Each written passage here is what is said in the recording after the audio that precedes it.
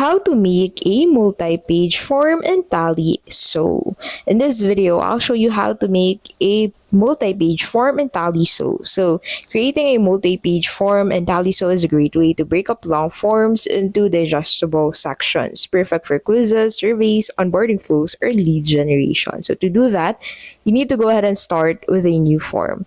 And here, you can go ahead and create it from scratch or use a template. So, I'll simply use a template to create the form. And then from here, go ahead and select the template that you want to use. So go ahead and select a template that fits the style that you're aiming for, and then click on this Use Template button at the top right.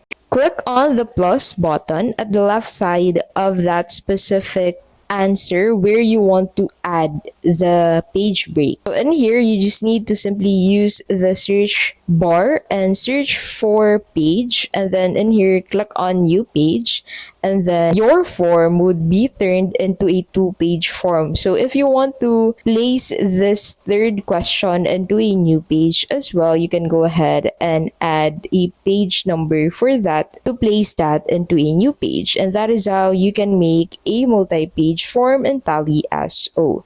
If this video was helpful, please don't forget to give this video a like and subscribe for more videos like this.